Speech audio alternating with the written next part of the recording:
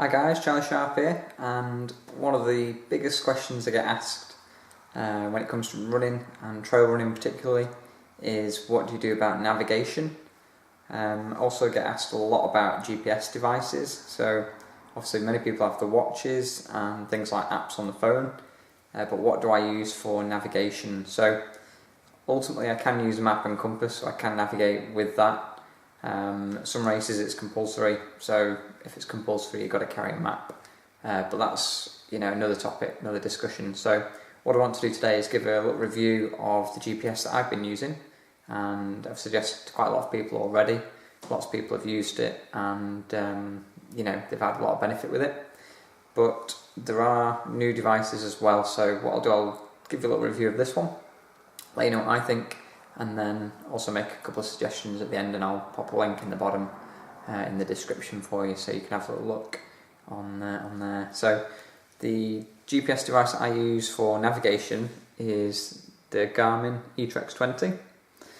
I got this when I was going to do the Spine race, which was 2014, so I had it a few months earlier than that, so probably 2013. What we now? So I've had it about 4 years, and I don't use it every day on my normal running. As I say, I just use a Garmin watch, but for when I'm going somewhere like a bigger race, I do a lot of races abroad, and sometimes I don't get a chance to recce the routes, definitely not all of them, before I go. So I can pop a GPX file on here, nice and easy, just drag and drop, and then I can click on here, follow it, and make sure I don't get lost. So basically, when you're doing a race, you often get marked trail races, which happens a lot, but sometimes the markings can disappear for various reasons. And now I expect there to be an issue with a marking somewhere or other, especially on the longer races, because there's just that many things that can happen, especially on something like a 100-miler or something along those lines. The other thing is with the GPS, if you're out running and the course isn't marked, you can have the map on. It'll help keep you on track. So events like in the Lakeland 100 where the course isn't marked, but GPSs are allowed, it's not really designed to challenge navigation. Obviously it's not like an orienteering event. If you just want to take the stress out and just want to run, then something like this will be invaluable for you. But still, they could always fail. Mine has never failed yet, but one day it could. Maybe I'd forget batteries or something like that, or maybe you drop it and break it, smash it, and then you might not be able to navigate. So it is another topic, but make sure you can navigate if you need to, and have a map as a backup, or have this as a backup for a map. But for a lot of people, they might not want to be reading maps, they'd rather just focus on the running, so that's why I'd recommend something like this. So if you are thinking of a GPS for whatever reason, then I'll go with my little review here. So basically, first thing, the actual unit itself is really easy to hold. You'll see it fits in my hand. It's quite small, but the screen takes up a large part of the actual unit, which means you've got good visibility and you can see. So if you look on here, that's just the normal mode, and if you press this button here you can put the backlight on. So now you can see nice and clear where we are. If you are running at night and it's dark, so like in the Spine race where a good chunk of the race is dark because of the winter time, you can put it on the low backlight setting or on the full backlight setting. But on the full backlight setting it will drain your battery very, very quickly. I don't know exactly how quick, but with the normal mode, without the backlight, you can get at least a day of constant use from it. It just takes 2 normal batteries in the back of there. You can also put an SD card in, so you can store additional maps and data and things like that as well. So in terms of the maps that come with it, with mine, it came with a base map, which basically shows outlines of countries and main roads, but it didn't show any particular detail. But there are something called free open source maps which you can download, and there's various websites you can just Google for those, and you can download those onto here quite simply. But also some of the newer units that I've seen on Amazon, they actually come with all of Western Europe already on the GPS. So you can buy maps as well. I think you can buy them from various sources, but I've just used the free ones, not had a problem with them. So I'll show you the sort of detail you can see in a minute. There is another, as I say, new models out, such as ones with touchscreens and things like that, which if I was going to buy another one now, I would probably go with a better one, you know, just a higher model. There is a model below this, but you can't have maps, so you literally will just see your own route. You know, perhaps not as useful for us trail runners. In terms of, as I say, the unit, you know, it's very easy to hold, and I'm not sure about the waterproof rating of it, but mine's been dropped in water, and it's been in like my backpack pocket at the side of me when I've been up to my waist in water, and it's been out, you know, in constant rain and, you know, poor conditions. So it is pretty durable. I've never used a screen cover or a case or anything like that, and there is one or two scratches on the screen. But that's just because I'm a bit rough with things, and you know, if you put a screen cover on it, you'd probably be fine. But even so, it's been, you know, dropped and scratched and all sorts, and you can still see it's a pretty clean looking screen there. And there's only about 5 buttons, and you know, they're very hard to sort of disturb. And then there's this little joystick here. So with that, you can use that to pan around the map. Let me just pop the light on there. So if I just show you here, you can see the maps just moving around there, and my little arrow. I can just zoom in and see. With that, I can see how far away things are, and I can also see what things are. So that orange line there, I can go onto that and it comes up. It says the name of the route.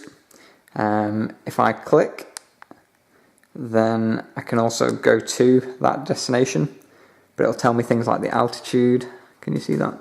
Yeah, it'll tell me things like the altitude and various bearings and things. So at the moment I'm looking at a section of the UTMB route. Just by pure coincidence, I've done the UTMB, but not planning to go back anytime soon. And if we go on the menu, so you see here different things. You have got a compass and things like that. You can go on your trip computer,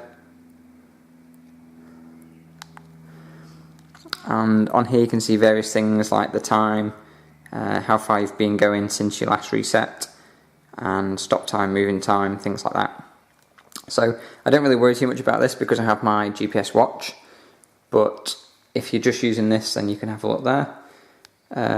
You can do geocaches, not really something I'm into, but some people use them for that. And you can go on track manager. So if I go on here, I can have a look at the tracks that I've put on. So a track is just a GPX file, and I've drag and dropped it. So I've got a route in Croatia, that's the UTMB, a couple in the Peak District there. So you literally just would select it, and then you can either view the map or look at the elevation, you know, change the colour, various things like that. So view the map, and this is the route I did. So it was a route in Croatia, and as you can see, that's the outline of it. And if we want to go there, we'd just press the button again, and you know, we'd scroll in and go there. So in terms of how easy to use it is, it's very simple. You put a cable into the back of here, USB cable, and then into your computer, and then you would download the GPX file from wherever it might be provided by race organisers, or you might create it yourself and download it on one of the various tools. You could also, if you've done the route before, you could download it from things like Strava or Garmin, and you create a GPX file or a KML file, and they're just file extensions. I'm not very technical with computers, so I don't really know what that means, but it's just a format that allows the computer to send it to the Garmin, and the Garmin, you can therefore interpret the route on here on your map.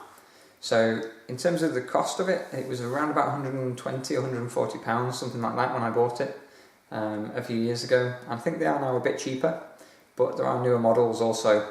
One has a touchscreen, which a client of mine recently got and seems very impressed with.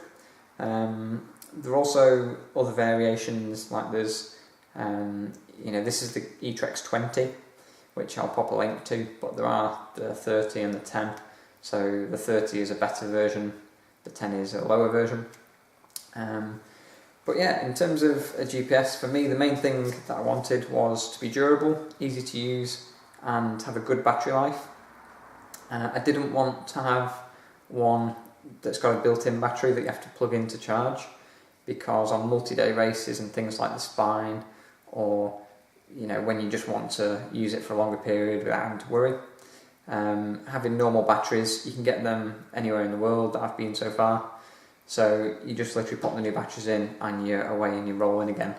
So I'm confident that when I use this, it will last for a full 100-mile race. I won't need to be swapping batteries every couple of hours or anything like that. So there are some things with mobile phones that you can track on, but the mobile phone battery has its limitations, and I'd rather keep my mobile phone for if I was in an emergency and needed to call someone. You just need a bit of extra battery, and with this I don't need to worry about carrying around solar chargers or anything silly like that. And let me think, what else? Well, probably the biggest thing I get asked is what about the mapping and how to do that. So I use the free open source maps, which you can find in Google, and you just literally get an image file, drag it and drop it onto here. It's really simple. As I say, I'm not that technical with computers. I can work the basics, but I don't want to be messing around syncing and doing crazy things and downloading loads of programs. So just nice and easy, and it works. So in terms of usage, I've used it on most of my 100-milers, and I don't always have it in my hand. If the course markings are pretty good, then I can pop it in a pocket or in a backpack.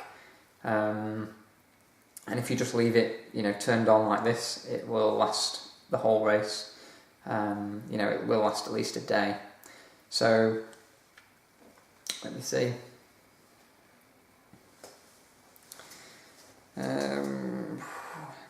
There's other things. There's like calculators, stopwatch. You can set alarms. You can do various things. But for a trail runner who wants to, have the map on here, perhaps as a backup, or perhaps just to use, because you prefer to use it to a map. If that's what you want to do, then that's cool. It's great for that. But I would just be wary of relying on any piece of technology and not having a backup, especially if you're doing something that's based on navigation. And also, if you're doing things like mountain marathons or certain races, using a GPS isn't really part of the experience. So, depending on what race you're doing. But if you're doing normal marked trail races and you just want a bit of a security, bit of a backup to know that if the course markings do go a little bit weird, you've still got the route here. And like I say, in most races I do, the course markings are pretty good, but there are times when they just disappear, or perhaps you overtake the person marking the course and they don't tell you, they just say well done, leave you to it, which is a little bit frustrating. And I didn't have the GPS for that, so I had to ring the organiser. But there have been times where I've been running somewhere completely new, and it's just great to have this because I can run in confidence. I don't need to wait for somebody to show me around. I don't have to rely on anybody, and it can literally save you hours in longer races. So not an excuse to disregard learning navigation. It's definitely a valuable skill to have, but fantastic piece of kit if you need something like that. If you've got any questions, pop them in the comments below. Happy to answer them. And in the future, if anything changes, I will update. But I'm not planning to upgrade this one for any time soon, just because it works fine and I've just got used to it. So, if it's not broke, don't fix it. But if it did break, I would probably buy, the next model up, just because it's got better features and just to see. So just check, whether they're rechargeable batteries or whether you can put your own batteries in. And some people might prefer to have a USB charged one if you're never planning to do any longer races. But for me, I just like to have that option. So as I say, let me know any questions and if there's anything else you'd like to hear about it, and we'll go from there. Okay guys, talk soon, cheers.